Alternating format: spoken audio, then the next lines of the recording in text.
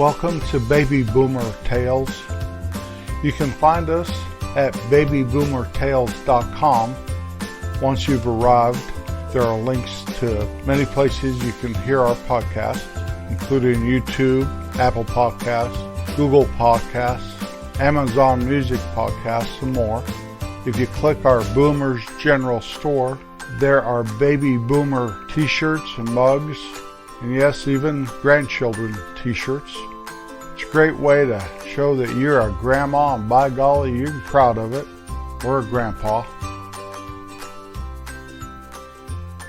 When I was a little boy, we lived in the San Diego area, actually El Cajon, California, which was a suburb of San Diego.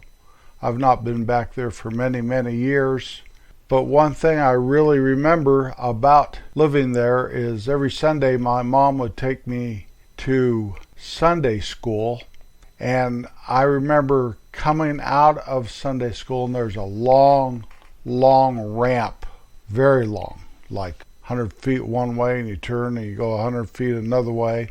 And I remember towards the end of the ramp, I used to jump off of it. I'd always carry this little bitty 3-ring notebook that they give you a little Bible page that was all color with pictures of Jesus and showing how to be a good little boy in the family and all that stuff. And you collect them, and every week you get a new one. Well, I have that. I must have nabbed it once my parents passed away. I was looking at it preparing for today's podcast, and they started in 1953, so I was 3 years old when I started collecting these, and it went until January of 1955. My birthday's in May, so I was pushing 5. I was 4 years old, and I know we moved from California back to my hometown in Colorado in time for my dad to build the basement of our house and us to move in, and him open his store and all this stuff before I started school in September. So we must have moved right after I got the last one of these in January. We must have moved back to the mountains in Colorado, and all I had to show for my time there was my little brother. They had him while they lived in California, and this little black Bible story notebook. I also remember one time my dad must have picked me up from Sunday school. I think it was always my mother doing that, but he must have picked me up and he took me to the dump. We had to make a dump run, apparently. And I remember this because there was fire everywhere. They were burning the dump. That's what they did back then. They burnt that dump so that it wouldn't keep building up like landfills today. And it was just an eerie thing, and I was kind of all dressed up, I went to church. And here I am, and I wanted to play in the dump, of course, and just the fire everywhere. I'll never forget that. I don't know when they stopped burning landfills or burning the dump and creating landfills. It must have probably been in the 60s, the later 60s, possibly the early 70s. And the days of the dump burning, a constant fire, were over. Now for the top 10 55 years ago. That is the top 10 pop songs this week in 1967. Number 10, Baby I Need Your Lovin' by Johnny Rivers. Number 9, by the Blues Magoos, We Ain't Got Nothing Yet. Number 8, Then You Can Tell Me Goodbye, The Casinos. Number 7, Gimme Some Lovin', the Spencer Davis Group. Number 6, The Beat Goes On, Sonny and Cher. Number 5, Georgie Girl, The Seekers. Number 4, I'm a Believer, The Monkees. Number 3, by the Rolling Stones, Ruby Tuesday. Number 2, Love Is Here and Now You're Gone, The Supremes. And the number 1 song this week in 1967, Kind of a Drag by the Buckinghams.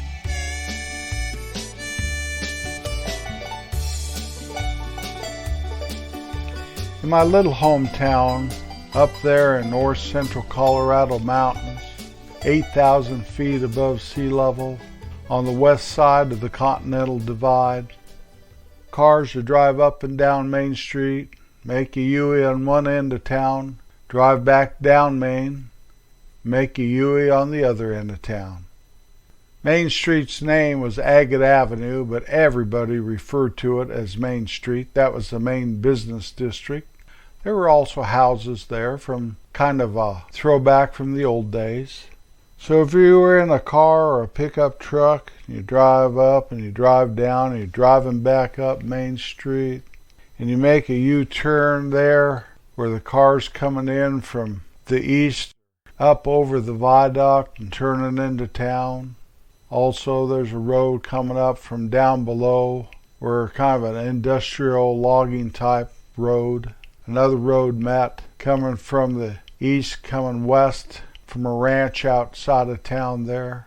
And a street that went north and south. And if you turned left, instead of making the U-turn there, a block to the north, on the northwest corner of that intersection, is a little log church. But if you turn right and you go a block to the right, was my grandma and grandpa's house. But at that little church there on the northwest corner of 6th Street was a little log structure, and it was the Presbyterian church. It is a very small church, all made out of old logs. Memory has it that it had a basement, but I'm looking at an old picture of it, and you walk up to the building and you go up 3 steps and you enter into the church. And I cannot see on the picture at all. The foundation looks like there are no windows, so I'm not sure if there was a basement there or not. Now, it's not unusual that there would be a basement with no windows. There was no egress code or any of that back then. So my mind remembers a basement, and I may have that confused with the log church up in the resort town up to the north of us where the lake is. The same building where my mom and dad and my brothers and my sister and I all got married. That building. No, this church is much smaller in my hometown, and the logs were more rustic. And we went to church there. It was a Presbyterian church, and there were about 4 churches in town. There was the Presbyterian church. There was Episcopalian church. There was a Assembly of God church, and I believe there may have been a Baptist church. I remember one time on Easter Sunday, there were so many people that went to church that my dad and I stood outside. And there was a bunch of men and boys standing outside while the women and the little girls and the little kids went inside. That is my most vivid memory of going to church there. But I know we went to church there because we were members. And about the time I was 12 years old, that church built a new building on the other end of town to the west of there. And it was a nice big church, and they had a big old cross made out of cement outside of it, and it had one of these like circle things. It may be a Presbyterian logo. I'm not really sure. I always thought it looked like a halo hanging on that cross, which maybe that's what it symbolized. I'm not sure. But the church was all nice, and the community really put a lot of sweat equity into it. I remember my mom and my grandma painting and cleaning down there, trying to get it ready to open up. I spent a lot of time in youth groups, and we'd go to church there. And one thing I always remember about the Presbyterians is the minister wore a robe. I always found that fascinating. Not that I wanted to wear a robe, I did not. But why is he wearing a robe? It looks like a judge. Is he judging me? I'm not sure. I'm not really sure at all. But I spent a lot of time in that building. My teenage years going to youth groups, like I said, and all that stuff. There was a guy that came and spoke to our youth group once, and he represented an organization called Vista. And for lack of a better description, Vista was something like the Peace Corps. And he had me convinced I wanted to volunteer for Vista when I grew up. And of course I didn't. I was on to other things by then. One most memorable event that happened in that building, though, I do believe, besides many funerals like my grandfather's and later after I grew up, my dad's, was one time during one of those 50 below zero days. It only happened several times, less than a handful of times when I was growing up, but this is one time when I remember it, and the boiler broke in the heating system there at church. And Archie went down to fix it. I believe he owned a heating and air company or something, and he was a member of the church, and everybody knew Archie and his wife, and that boiler blew up while Archie was working on it and killed him. I'll never forget that. I remember going in probably a month or two later, going into the boiler room. It was all cleaned up and redone. They fixed it all up. You could have never known. It injured the building, but it killed Archie. And I stood there thinking that this is a strange thing that I knew the man that died on the spot I was standing. So when I hear of it getting 40 below or whatever up there, which it can do, it did it once this winter, my mind usually goes back to Archie. The man was volunteering his time and talent. He got killed doing it. There are worse ways to go, I'll tell you that right now.